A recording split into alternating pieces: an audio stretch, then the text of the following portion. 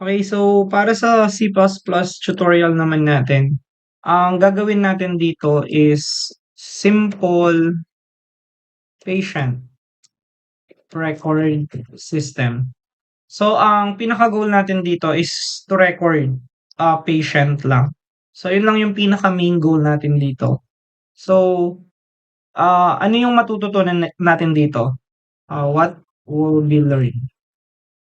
So ang matututunan natin dito is unang-una yung array. Pangalawa is declaring arrays. And pangatlo is storing multiple records. So, yan yung matututunan natin dito sa tutorial na ito. And also, of course, we will learn how to use yung loops natin and displaying stored data. So, ito yung mga matututunan natin sa gagawin natin na simple patient record system. So, first things first, ang gagawin natin is magde-declare muna tayo dito ng size ng array natin. So, since hindi natin gustong magbago yung size ng array, so gagamit tayo ng constant. So, ibig sabihin, kung ano yung number, kung ano yung size na dineclare natin sa array, yun na yun. Okay? So, meron tayong data type na int.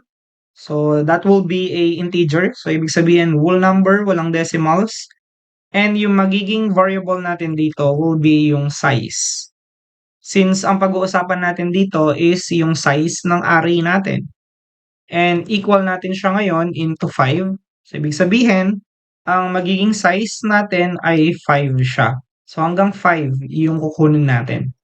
Now, after that, ang gagawin natin, magde-declare tayo ng data type na string. Then after nun, tatawagin natin siya as patient name. So, kailangan kasi natin ng patient name. So, gagawin natin array yung patient name na yan and tatawagin natin si size dito. And then, semicolon. So, basically, ang patient name na i-receive natin is hanggang 5 siya. Kasi yun yung value ng size natin. Next is, meron ulit tayong int, short for integer. And lalagyan natin yung patient age. So, ang patient age, since 5 yung pangalan na kukunin natin, so ang gagawin natin, 5 age din yung kukunin natin. So, after nun, another string tayo dito. And lalagyan natin kung ano yung illness ng magiging patient natin. And lalagay ulit natin dito yung size natin. So, ibig sabihin, 5 illness, 5 patient age, at 5 patient name yung i-receive natin. Now, after that, ang next na gagawin natin is magkakaroon tayo ng cout dito. So, sa cout natin, maglalagay lang tayo ng parang title ng mismong system natin. And tatawagin natin siyang patient record system. Yan. Tapos, gagamit lang tayo ng /n. Yan. Para sa new line natin. And then, semicolon. Okay. So, pag rinan natin siya ngayon, ang makikita natin sa magiging screen natin will be yung patient record system. Okay. So, after nyan, ang gagawin natin next is we will be using yung for loop natin. So, ang gagawin natin, since for loop ito, so since loopings yung gagawin natin, gagamit tayo ng for, then gagamit tayo ng int. Okay, so ang variable natin dito will be I. So, equal natin siya sa 0. And then, yung I natin, i-less than natin siya kasi hanggang 5 lang yung kukunin natin. So, kukunin nyo si size, ilalagay nyo siya dito. So, I is less than to size lang tayo. And then, I plus plus. Then, after that, opening and closing curly bracket tayo. So, ang ilalagay natin dito, cout. Then, lagay natin patient number. Okay, so kung anong number siya. Let's say, for example, I. Ang problema natin, si I, ang value niya, 0. So, kung titingnan mo yan, patient number 0 yung lilitaw.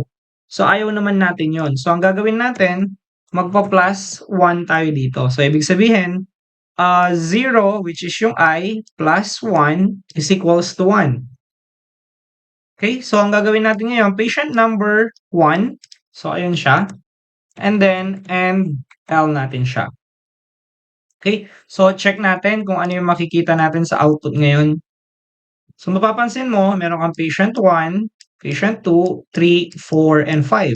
Paano siya nag-print ng patient 1 hanggang 5? Again, etong patient 1, 2, 3, 4, 5, kinukuha yan dito. So, remember, ang I mo ay 0 siya. So, I plus 1 is equals to 1. So, kapag ginawa natin, inalis natin yan, nirun natin yung program, 0, 1, 2, 3, 4. So, bakit 0? Kasi ang I mo ay 0 siya. So, kung gusto mo mag-start into 1, so maglalagay kang plus 1 dito. Now, bakit siya nag-end sa 5? Remember, ang I mo, ni-less than mo lang siya kay size. So, si size, ang value niya ay 5. Kaya nag-end siya sa 5. So, ngayon, ang gagawin natin next is magsi-see out tayo dito and sabihin natin name.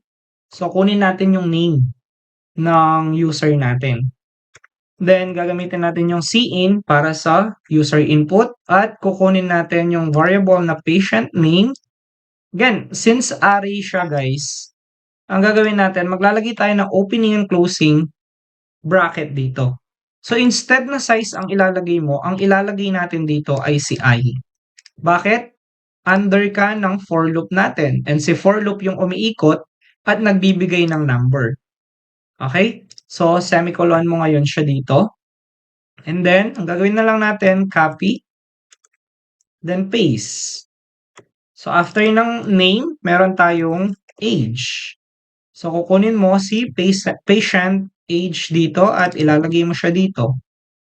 Then, copy.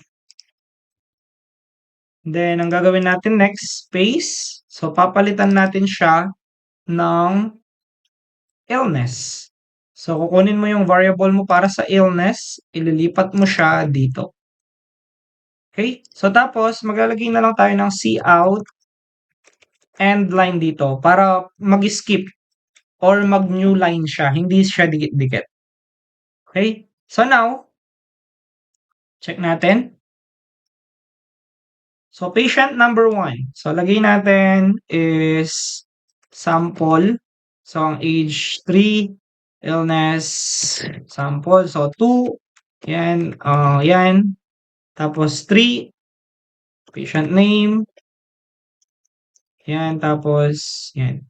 So, 4, ay, sorry, mali. Ayan, so, mali. So, hanggang 4, dapat 5 yan, kaso namali ako sa input. So, ang gagawin natin, pero ganun yung working niya guys, namali lang ako sa input. So, ang gagawin natin next is, sa labas niya, ang gagawin natin, ipiprint lang natin yung ini-input natin. So, ang gagawin natin is, gagamit ulit tayo ng for loop dito. And lalagyan natin int I, equals ulit natin siya sa 0. And then yung I natin, i-less than ulit natin siya sa size. And then yung I plus plus naman natin. Then after nun, opening and closing curly bracket tayo. Then ang gagawin natin next is magsi-see out tayo dito. So sa see out natin guys, ang lalagay natin is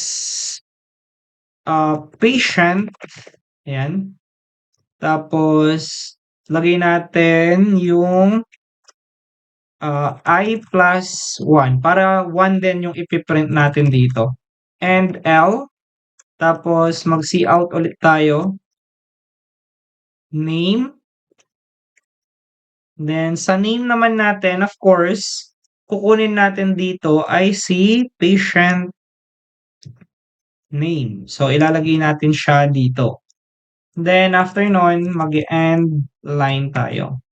So copy ko na lang to. Paste. Yan, so lalagay natin ay age. So kunin natin yung age dito. So ilalagay mo lang siya dito. So copy ulit. And then palitan natin siya ng illness. So kunin natin yung illness na variable dito at ipe-paste lang natin siya dito. Okay, so after nun, check natin yung program. Oops, meron akong naka-run. So close ko lang. Run. Ayan. So mapapansin nyo, patient number 1 ko ay name niya. Let's say for example, ang name ay Jack. And then ang age ay 20. So ang illness, sabihin na natin, humanghula na lang tayo. Ayan. So patient number 2. So lagay natin dito ay Del. Age ay 19 for example. And then, let's say, hula na lang din sa illness. Patient number 3. So let's say Dar. Then age ay 20, 22 example. Then hula na lang ng illness. So patient number 4, lagay natin J. Then ang age ay 30. Illness, hula na lang. Patient number 5, which is yung last patient natin. Lagay natin dito ay, let's say for example, Mark. Yan. Then ang age ay 5. Then yung illness ay autism. Example. Okay? So, yun lang guys. So, eto ngayon, yung mga patient natin. So, lilitan ko siya para makita na maayos. So, patient number 1. So, name niya ay Jap, age 20. Ang illness niya ay eto siya. Mapapansin nyo, dikit-dikit sila. So, para hindi sila magdikit-dikit, ang gagawin natin, lalagyan nyo dito guys ng /n para mag-skip siya. Hindi sila dikit-dikit. So, kapag nirun natin siya ulit, yun lang hanggang palitan natin ng number, no? Let's say for example, 2 na lang yung patient natin. So, patient number 1, let's say for example, Mark, age niya ay 33, ang illness ay 40, for example. Patient number 2, Sandra, then age ay 40, then illness ay pula na lang. So, mapapansin nyo guys, yan. Okay, so may skip na sila. So, ibig sabihin guys, ay kapag naglagay kayo ng /n, maglalagay siya ng space before the other patient.